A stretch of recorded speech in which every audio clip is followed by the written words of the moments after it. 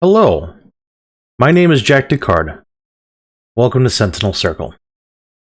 If you like this content, please like and subscribe, comment down below, and share with your friends who may need some help. Thank you for being here today. Now, we're going to hit a topic that is rather near and dear to my heart, but I feel that I have to warn you, this involves child SA. So if you're not really into that, or if you're listening with others nearby, I would strongly recommend you don't listen to this video. But it is very near and dear to my heart. I used to work with children way back when, and children are a very vulnerable group of individuals that are preyed upon by very disgusting and sick individuals. But this case that I'm about ready to show you is rather egregious. So the reason why I'm bringing this up is, and you'll see, in this specific case, this deals with children who are in the juvenile detention system. And those kids specifically, they can't really defend themselves. So we're going to go right into it, but I'm going to let you know that it's pretty heavy. And again, don't watch it if you can't handle that right now. All right. So this happened with the Oregon Youth Authority, and they're facing a major lawsuit regarding a Dr. Edward Gary Edwards.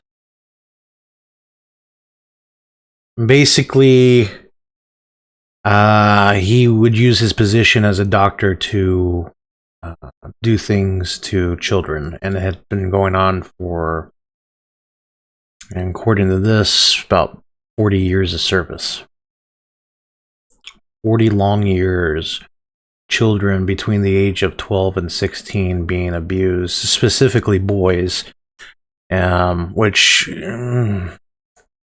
I don't understand why when it comes to SA, when it's young boys, it tends to be swept under the rug, whereas when it comes to little girls, it's all hands on deck. We need to deal with this now. Any child who is abused should be treated with the same standards, basically. So let's get right into it. And again, please turn off if you can't handle this. That's going to be my last warning here. So it says here, the Oregon Youth Authority is set to face a major lawsuit regarding the SA of at least 10 boys in juvenile detention, according to their attorneys. The victims, now men, claim they were SA'd as children while they were in the custody of the state of Oregon at the MacLaren Youth Correctional Facility. Their representatives claim the children between the ages of 12 and 16, were treated as throwaway kids. So right there, I can say with authority that I've seen this on multiple different levels. Kids who they may not have the best life growing up. They may have fallen into a bad crowd. They're seen as lesser. And when I was in jail, I experienced this firsthand. There was this kid. He was 18, but I call him a kid simply because it was obvious that he had just turned 18.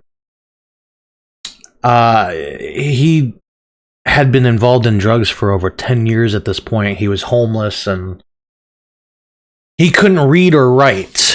And I remember I wrote a letter to his judge, or dealing with this case, not prosecuting, but dealing with this case, where he was basically begging the judge to keep him in jail. His reasoning is when he was in jail, he could get clean. It was hard for him, but he could do it. Whereas he had no chance on the outside. And that's not the first time I've heard stories like that, but that was the first time I've ever dealt with it on a personal level. He was a good kid. A very good kid. But he was dealt a very bad hand. And even at that point, I could tell that his mind was already in the decline from drug use. I like to think that he got out of that cycle, but I don't think he did. I think that he ended up using to the point where he passed out in the cold on the pavement. And I don't want to believe that, but something tells me that that's what happened.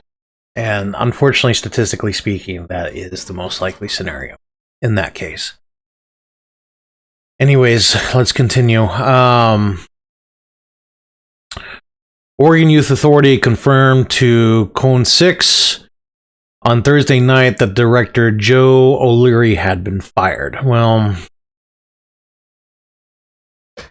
as I've experienced in my past, that in this case, the OYA probably said he was fired, but they probably let him retire and or resign so he could keep his pension. That typically is what happens. And then they'll go around saying, oh, we fired him, we got rid of him. No problems here. Please don't sue us. But more than likely, this gentleman here, Joe O'Leary, was not fired. They probably said, you need to resign, save everyone the trouble, and he probably took the easy way out. Let us continue. Attorneys Peter Jancy and Crew Jancy of Crew Jancy LLP. So he's the lead partner of the law firm there. Same thing with this gentleman, Paul Gallum of Gallum Law, said the cases involved a specific OYA staffer known as Dr. Edwards, Gary Edwards. So I'm just going to refer to him as Dr. Edwards from here on out. His abuse of boys at MacLaren was so prolific that he was known amongst boys and staff as Dr. Coldfingers.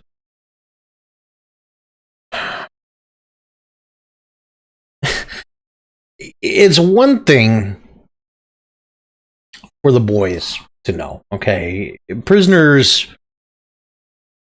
just, they have a language, they have a culture all their own. But when the staff refers to him as Dr. Coldfingers, that's a problem. And I'm not saying that, like, he shouldn't have that nickname or whatever, but this sentence right here shows the staff knew what was going on, and they didn't do a damn thing. These freaking people in positions of power over these children. Most of them probably have children of their own, but they don't care. They don't care what happens to the boys in this facility. The trauma that they're causing.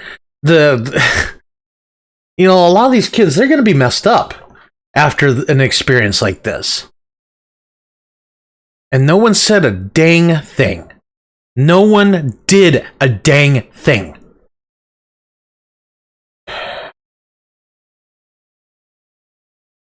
Let's continue.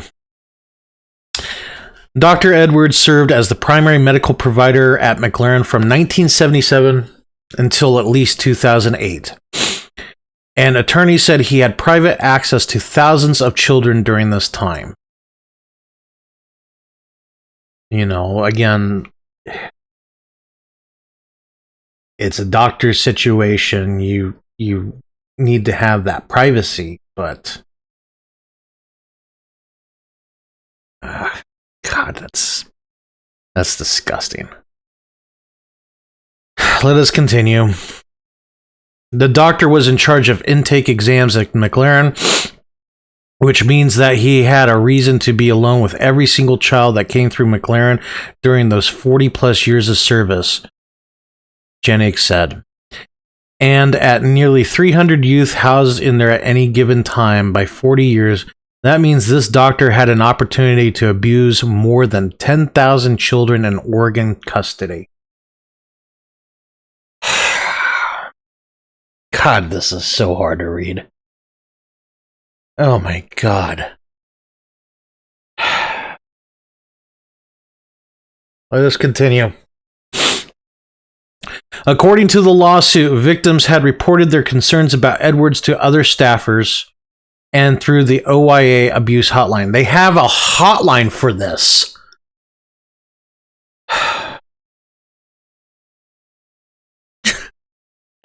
And I already know. I haven't read this far yet. And I already know what's going to happen. Nothing. It's not even, it wasn't even written down. They just, all right. However, victims claim the staffers who had received those reports allegedly ignored them. God. Of course they did. Otherwise, he wouldn't have been employed by 2008. Let's continue.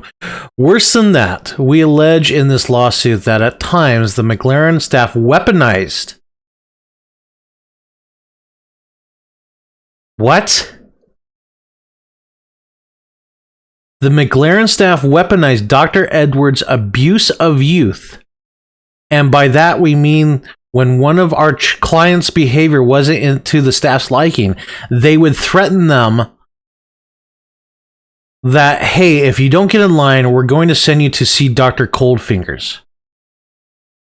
What in the actual crap is this?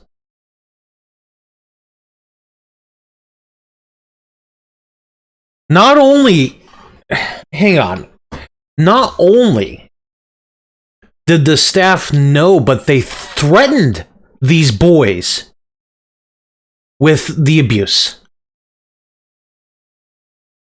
They threatened them.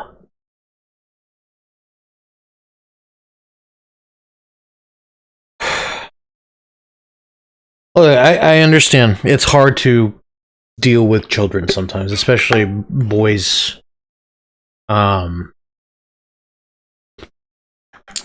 That may not have the best life situation, but the staffers. My question to everyone here is why, and I already know the answer to this, but this is more just me asking questions. Why is it that nobody else went to jail over this? Why is it that nobody else, I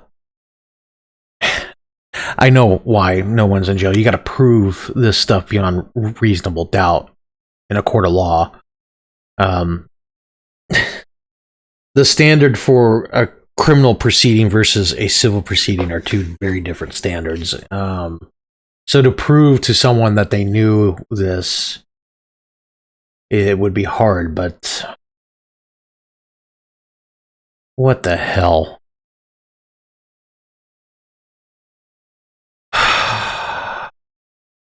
Let's continue. Attorneys also shared that the victim would seek treatment from Dr. Edwards and instead be SA'd. One example shared by Janice involved the victim going to the staffer for a sore throat. For his sore throat, he had his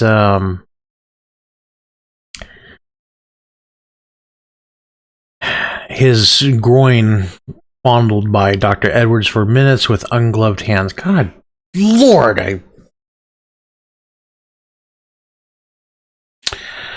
Janice said, adding that other victims reported similar experiences with instances of ungloved touching and penetration with fingers.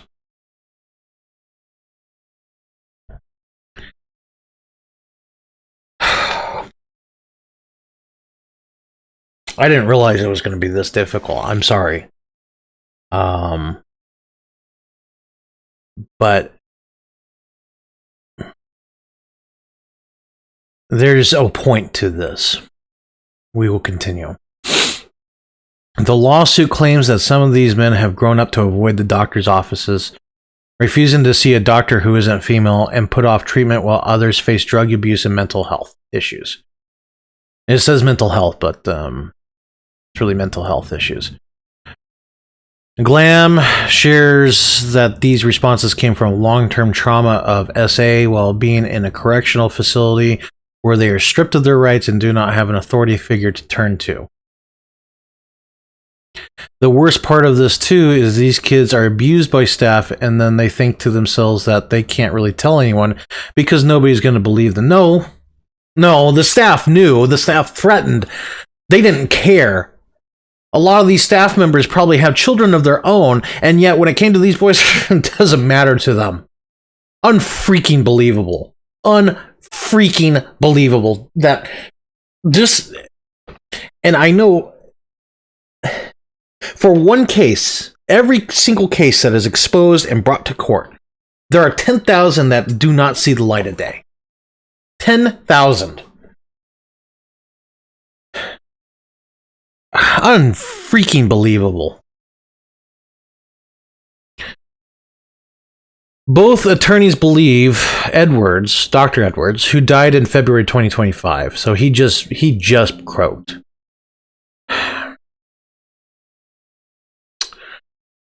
Who died in February 2025 may have had other victims during his time at MacLaren. Oh yeah, that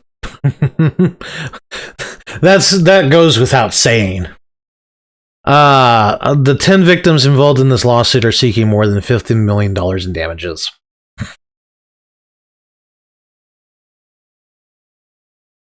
I will not even touch how money is not going to help this. Glam said he believes that this is the largest known lawsuit of its kind, and he's hoping to expose what he said is a systemic flaw that has been stripping incarcerated youth of their rights. We as a society have been told that OYA will rehabilitate them, will help them, support them, and get them to a better place when they leave, Glam said. But instead what happens is they're abused and they leave in a worse position than when they went into the OYA in the first place. This announcement comes 1 month after Governor Tina Kotek, the Oregon governor, placed the director of OYA on leave. Cone 6 News reached out to OYA for a statement, but they said they cannot comment on pending lawsuits. That's standard, you know. They don't want... When anybody says that, what it boils down to is they don't want to... They don't want to say something, then the judge basically throws the book at them. So that's why they just don't say that. It's the safest option. It doesn't look good in an article like this, and I hate that. I mean, the news will always let both sides tell the story, but when one side just can't for various reasons, they say that, and it just makes it look infinitely worse than it is. So I rather they just flat out say, you know, due to ongoing litigation, they're just not allowed, but they'll always say, we can't comment. So, so then it says in a separate press release, OYA shared that it has made recent improvements to its professional standards office to ensure, quote, ensure youth reporting and investigation processes remain accessible, transparent, and thorough. The improvements allow a review made in January 2025 that identified concerns about how investigations within OYA have been conducted, as well as the number of cases that are open or suspended. According to OYA, the Professional Standards Office reported the following numbers as of March 2025. 534 reports from 2018 to October 2024 require a deeper review, open or suspended. 165 reports since October 24 also remain open or suspended. 4,105 cases were closed by investigators between 2018 and the end of 2024. These cases then undergo a final review and sign off by our chief investigator, and they have signed off on 724 since January 21st, 2025. Oregonians need OYA to have grievance and investigation processes that are accessible, transparent, and thorough. Acting Director Jana MacLaren said, "These elements are necessary to ensure youth and staff safety. We are working ahead of this, but I'm confident we're doing what we need to do to ensure trust in our system."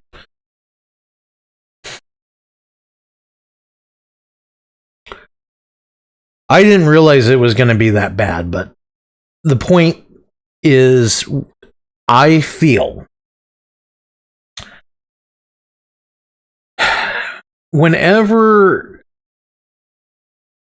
because what it boils down to is a uniform. A doctor wears a uniform, a police officer wears a uniform, a corrections officer wears a uniform. And when someone in that uniform betrays trust, it instantly prejudices that person to anybody else wearing that uniform. As you saw here, I instantly recognized at the moment this doctor did those things to those boys, they would never be able to trust a medical professional ever again. I mean, most of them are men now, but it doesn't matter. The fact is that the doctor in this case will never see a courtroom. He's dead. You know, hopefully, if you believe, he's probably burning in a fiery pit. I hope that that's the case, but I've been wrong before. And honestly,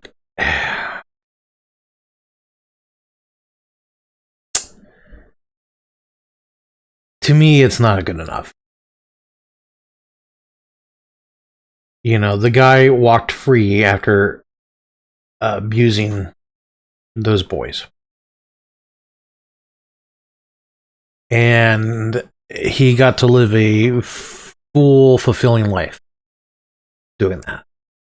He destroyed tens of thousands of children. You know,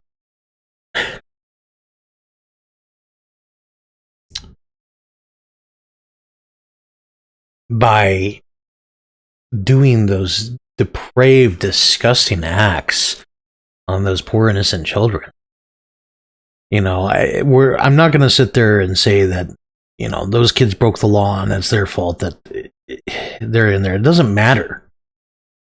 It doesn't matter if they're in death row. They should not be treated that way. No one deserves that kind of treatment, especially from a trusted individual like a doctor. The Hippocratic Oath says they will do no harm. This doctor did harm. And the staff not only knew, but used it as a threat. And when people... This is my wider point here.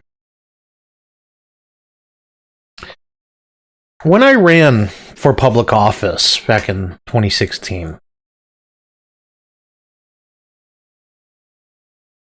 I realized real fast that no one cares. All they care about is how much they're going to pay to the government, which, okay, if you want to say taxation is theft or whatever, fine, whatever. That's not the point of this. The point is these individuals are so two-dimensional. They don't care if their next door neighbor's house catches on fire because the police like busted in and dragged out some criminal. They don't care. All they care about is how it affects them. And I guess that's kind of the human condition here. But it's sick to me. It is absolutely sick to me that these guards, these staffers, they all knew. I guarantee you, no one said a word. And if they did, I applaud them.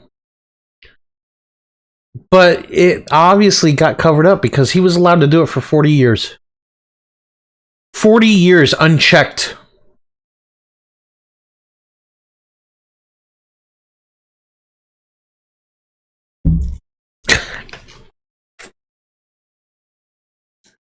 Anyways,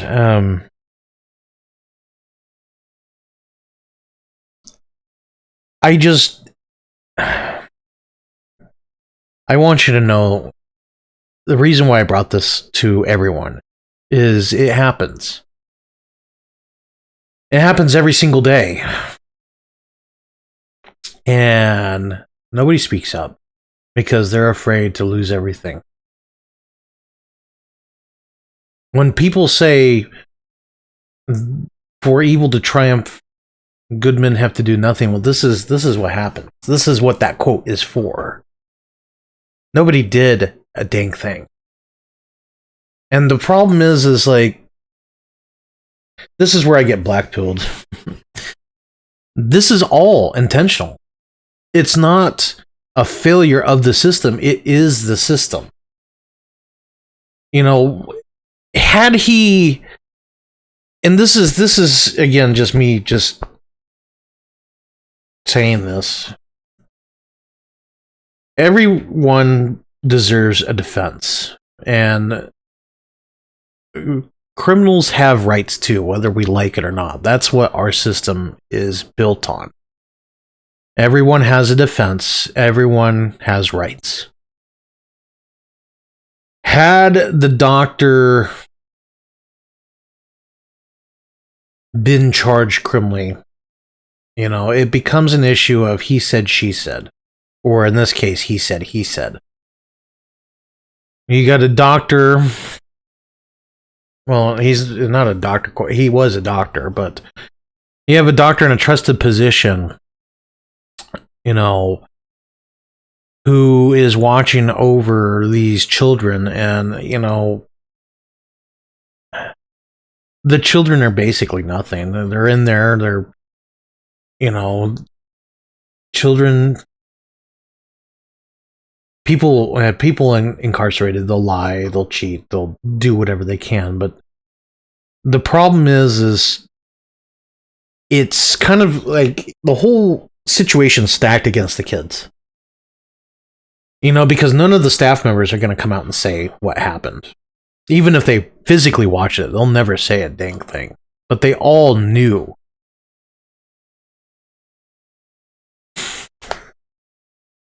God, this just makes me sick to my stomach. Anyways, if you've ever been in that situation, just know that you're not a freak. You know, you had something bad happen to you. And just know that it's more common than we think, but it's so well hidden because no one wants to be associated with it. So if you do have a story and you have been holding on to it for, you know, years, you can email me anonymously. I'll read it and I'll do what I can to help you through it, even if I just point you to different resources. But just know you're not any lesser of a man. Or if you're a woman that watches this channel, thank you. you're not any lesser of a woman either. You know, these are depraved individuals doing things because they can. And that's really what it boils down to, is they can do it. And that's why they do it. It's not about the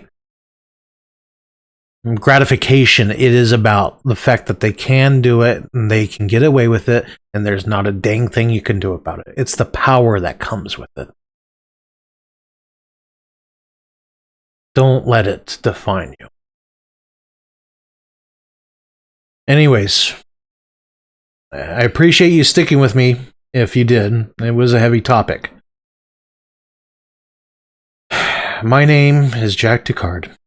This is Sentinel Circle.